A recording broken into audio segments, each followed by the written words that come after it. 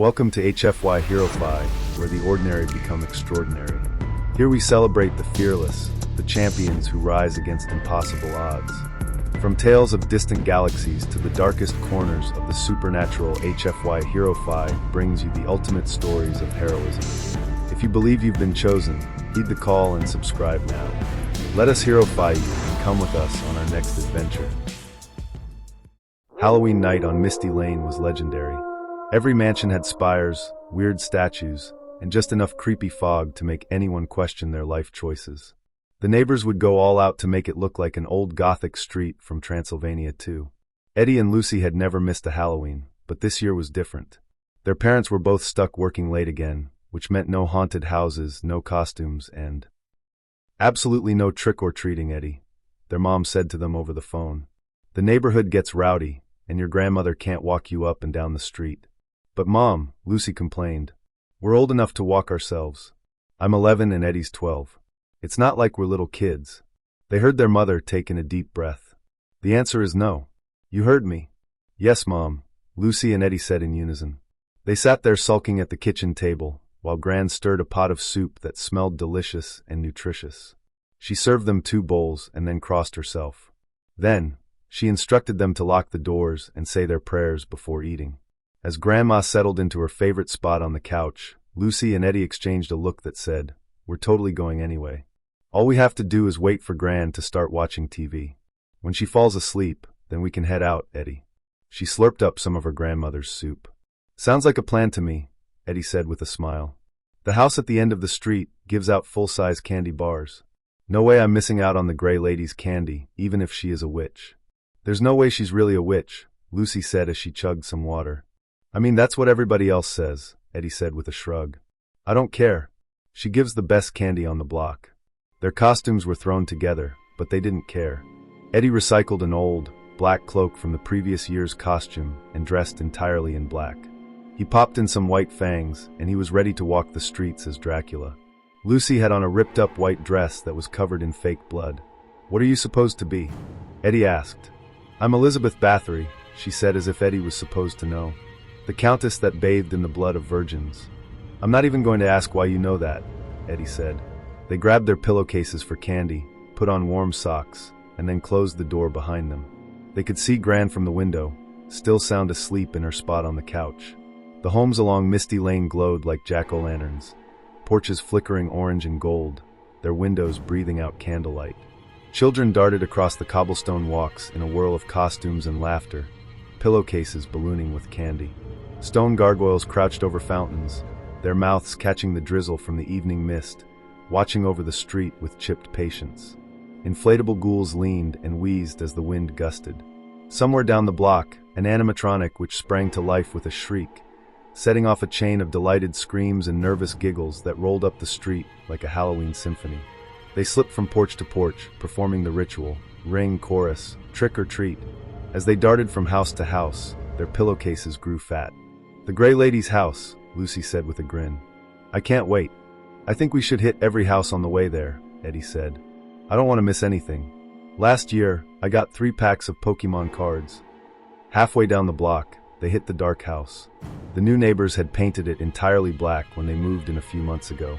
It looked like a stone triangle with eyelid windows. No pumpkins or cheerful inflatables. There was only a weak glow from the light above the doorbell. Lucy bumped Eddie's shoulder. Bet you won't ring it. Bet you won't double dare me, Eddie replied. Double dare you, she said immediately. Eerie shadows shifted across the yard as Eddie opened the wrought iron gate. It creaked loudly as he pushed it open. He felt the grating metal in the pit of his stomach. Somewhere close, a howl rose in the air. The howl fell over the house, trembling the loose panes in the front windows. Just some dog, Eddie said to himself. What else can it be? We live in the suburbs. A light flicked on inside the dark house before he even rang the doorbell. Lucy hopped onto the steps behind Eddie. Natural creepy vibes. I like it. Doesn't even look like people could live here. The door opened. A tall man with jet black hair and sharp cheekbones loomed over us. His suit was black and a little old-fashioned, like a tuxedo from an old black and white movie. He studied us like we were unusual specimens. Trick or treat, they said together as bravely as they could, but both of their voices were small. Candy, children? The man asked, his voice low. A thin smile nudged at the edges of his mouth. He produced a silver bowl with full-sized candy bars, the holy grail of Halloween night. They each took one. "Where are your parents?" he asked, looking behind them. "Back home," Lucy volunteered quickly. She and Eddie exchanged a glance. "Just down the road." "Who are you dressed up as tonight?" the man asked Eddie. He moved slowly toward a different bowl of candy. "Count Dracula," Eddie said. He put the cloak in front of his own face. "Can't you tell?" Somewhere deeper in the house, a clock exhaled. "I like your choice of attire," the man murmured. Count Dracula had good taste. He grabbed 2 more candy bars and offered one to each of them. "Eat. These are my favorite candies." They each unwrapped their chocolate bars and took a bite. It was the most delicious chocolate they had ever tasted in their life. Eddie was compelled to stuff the whole thing in his mouth as quickly as possible. "And who are you dressed as, young lady?" he asked. "Elizabeth Bathory," Lucy said with a curtsy. The man's pale skin stretched across his angled face as he smiled. "Bathory. I gave her a job in her youth." Eddie raised an eyebrow. "How could you have known these people? They died a long time ago. I believe you have heard of make-believe, have you not?" He stepped back into the corridor and slowly closed the front door, his eyes never leaving theirs. "That was weird," Eddie said as he unwrapped a chocolate bar and took a bite. They backed out, the gate closing behind them with a loud creak. Lucy tore into hers too. "Onto the Gray Lady," she said. She turned her head side to side. "Where is everybody?" "The parade, probably," Eddie said, stuffing the rest of the chocolate in his mouth. "More candy for us," he said as he tossed the wrapper back in his pillowcase. 10 steps away, the chocolate got warm in his mouth. The warmth turned heavy. The heaviness traveled down his throat and unfurled like vines around his limbs. His pillowcase suddenly felt heavier. The sidewalk tilted. "I'm tired," Eddie said. "We should go home." "Me too," Lucy answered. "But we have to hit the Gray Lady's house." The world blurred at the edges like they were underwater. Lucy squared her shoulders. "Gray Lady, and then we go home." The Gray Lady's house was a towered ship of stone at the end of Misty Lane, shingles like dark fish scales, windows full of polite amber. The garden had an iron sundial at its center, surrounded by thorny roses. Lucy pressed the doorbell this time, and somewhere inside, a melody chimed. The door opened, revealing a man. Not the Gray Lady. He was lean and tall with a leather satchel slung across his body. His eyes cataloged them quickly, pupils pallor, the wobble in their knees. "Trick," he says, "or treat?" "Treat," they answered in unison, not even noticing that their speech was slurred. "Trick it is," he replied mildly, and lifted both hands. Light pooled in his palms, soft at first like the dawn, then brighter. He passed the light across their faces. It moved through them. The drowsy vines recoiled, and then the cotton in his mouth evaporated. "How did you do that?" Lucy asked. She rubbed her eyes and then blinked. "It was a trick," the man said. "Haven't you heard of those?" "Better yet, how am I feeling better?" Eddie asked as he looked around. "Lucy, do you feel better?" "I'm not tired anymore." "I already told you," he responded. "It was just a trick. Isn't that what you said when you knocked on the door?" "Where's the Gray Lady?" Lucy asked, peering into the house. "Why do you call her the Gray Lady?" Van Helsing asked. "Because the kids say she's a witch," Eddie blurted out. Van Helsing chuckled. "She's not a witch. She's like me. We have extraordinary gifts, which people can misunderstand." "Well, who are you then?" Lucy pressed. "Abraham Van Helsing," he responded. "I'm house-sitting because she's on vacation. Ms. Gray asked me to pass out candy to you children." He studied us again, then gestured to the lamplight. "Maybe I should walk you home." "Van Helsing," Eddie said, "like the famous vampire hunter. Why would somebody name you that?" "Eddie," Lucy elbowed him. "That's rude. We can walk ourselves home, thanks," Lucy said. "I don't think our parents would want us to walk home with a stranger." At that moment, Eddie imagined Gran waking and discovering empty beds. Her slipper would definitely be waiting for them if she woke up before they got back. "We're okay," he said too quickly. "We'll get home fast." "Before you leave," Van Helsing said, "when did you start feeling sick?" Lucy thought for a moment. "I guess after we ate the chocolate that old man gave us. The one who lives in the black house." Lucy pointed. "It was weird, but I feel better now." Van Helsing's gaze flicked toward the dark house, then back. He didn't argue, and let the kids walk down the steps without him. They walked quickly down the steps and zoomed down the sidewalk. "How do we even know this guy knows the Gray Lady? He could be lying. Let's get out of here." The street felt different now. The wind rattled the trees. and for a second, Eddie thought he saw something move in the reflection of a parked car. Two glowing dots, like eyes, blinked back at him and then vanished. "Did you see that?" Eddie whispered. "See what?" Lucy said. "Your reflection freaking out?" "Ha ha," Eddie muttered, but his skin was prickling. The shadows on the hedges seemed to shift the wrong way, crawling instead of blowing with the wind. Then came this faint noise, like fabric brushing brick. "A cape, maybe?" Lucy stopped walking. "Okay," she whispered, fear trembling her words. "On three, we pretend we dropped something. Then we both look." "Got it." "Look at what?" Eddie asked. "Whatever's stalking us, genius," Lucy shot back. They both stopped. Lucy bent down to tie a shoelace that was perfectly fine. Eddie pretended to dig through his pockets like he'd lost his phone, if he even had one, which he didn't. The sound of footsteps behind them stopped too. The silence was thick enough to choke on. Then a smooth voice said, "Lose something?" They both spun around. A man stood on the low wall of the house at 1701, perfectly balanced like he'd practiced it for centuries. He wore a long black coat that swayed just a little in the breeze, and his hair was jet black, blending into the night. His face looked like a statue, trying to remember how to be human. It was the man from the dark house. "Good evening," he said, nodding toward our candy bags. "What a fine crop you've gathered." Lucy didn't miss a beat. "Yeah, it's what you do on Halloween. Helps the economy." The man smiled, showing a hint of something sharp. "Quick-witted are you, Miss Bathory?" The hedge beside him rustled, and a pair of golden eyes blinked from the dark. They were way too high off the ground to belong to a dog. "I'm surprised you're still standing after eating my candy," the man said softly. "You could, Eddie said, "put up a warning label or something. Like, may contain hypnosis or mild possession."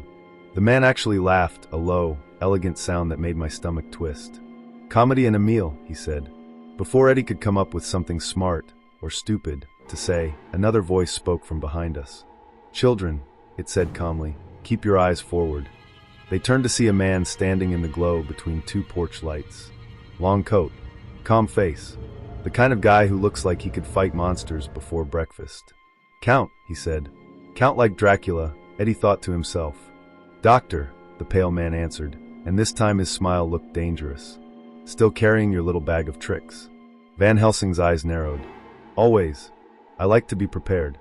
They backed up until they were standing under a street lamp. It felt safer there, like the light was a force field or something. The air was cold and tight, and Eddie could hear his own heartbeat in his ears. Then the growling started. From between two parked cars, something huge stepped out.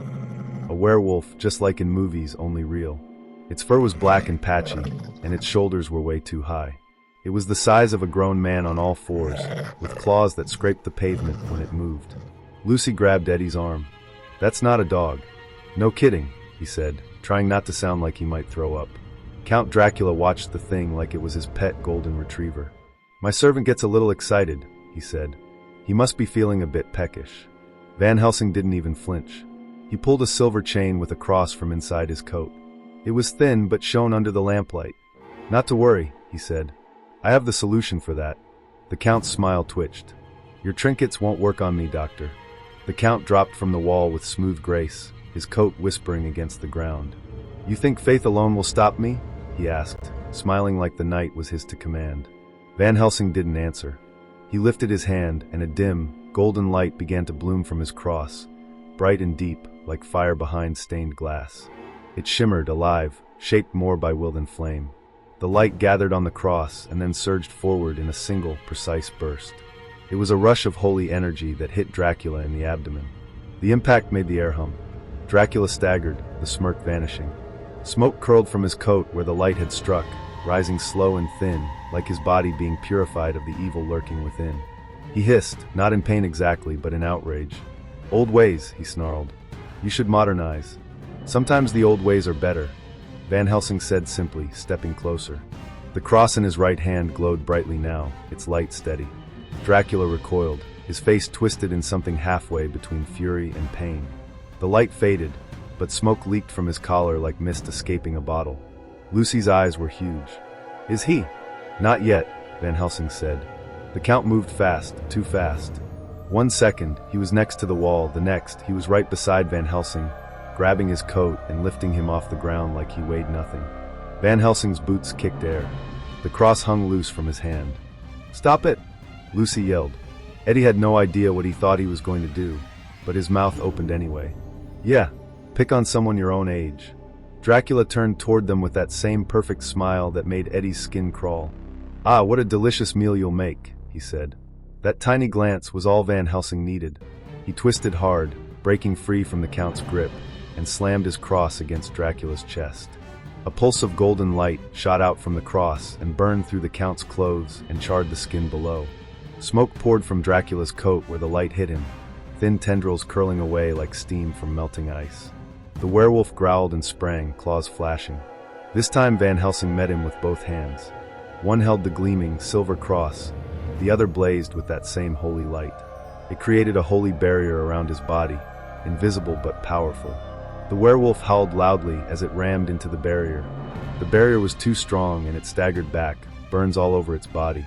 The werewolf collapsed, breathing hard, then started shrinking, its body twisting and folding until it was just a man lying on the pavement, pale and still. "You have been purified," Van Helsing said. Just then, Dracula hissed and threw up his arm, but the surge of light from the cross emerged again. It was smaller this time, but focused like a blade made of fire and prayer that hit Dracula dead center. Smoke burst from the injury, thick and black, and the smell that came with it was awful. Dracula stepped forward again, slower this time, eyes glowing red. "You can't win, Doctor. The night belongs to me," he said through gritted teeth. Van Helsing shook his head. "You keep saying that," he said, "but you're running out of night." Before the Count could move, Van Helsing threw his other hand forward. Pulses of holy golden light shot out from his palm, hitting Dracula multiple times as the cross's light continued to burn through his chest. "This isn't over," the Count rasped. Then smoke erupted from the wound, black and thick, as if his body was being purified of whatever evil lay within. The scream that came next radiated with rage, pain, and something ancient slipping away. His eyes locked on the kids, like he was memorizing their faces for later. The smoke spun itself into a funnel and shot down the street, disappearing in the darkness. Van Helsing stood there for a long second, chest heaving. The street was quiet again, except for the sound of their hearts trying to break speed records. Lucy whispered, "That was so awesome." "Yeah," Eddie said, "if you like nightmares." Van Helsing turned toward them, the lamplight catching the side of his face. "You two all right?" "Define all right," Eddie said with a small chuckle. Van Helsing actually smiled a little, looking about 100 years tired. "Good enough." Van Helsing walked them home, like it was just another Tuesday night. The street looked normal again. Well, as normal as a place with gargoyles and motion sensor ghosts could look. Even the inflatable vampire down the block was slowly collapsing, hissing like it was tired of the night's drama. "Thanks," Eddie said, "because what else do you say to a guy who just saved your life from Dracula?" "For the trick," Lucy added. Van Helsing's eyes crinkled. "It was a treat," he said. "At our gate," he paused. "Tell your gran her soup smells delicious." Lucy blinked. "You know our gran?" He just smiled. "I know she keeps this house safe from the things that go bump in the night." Then he tipped his hat and walked away. We followed him with our eyes until the shadows overtook him. Inside, Gran was snoring on the couch, her soap opera whispering about betrayal and true love. They made hot cocoa because that's what people do when they almost get eaten by monsters. They brushed their teeth, pretended they weren't still shaking, and crawled into bed. "Next year," Lucy whispered in the dark, "we're dressing as monster hunters." "Fine," Eddie said, "but I'm Van Helsing." They laughed quietly until the world felt safe again, and somewhere out on Misty Lane, a streetlight flickered like it was winking goodnight.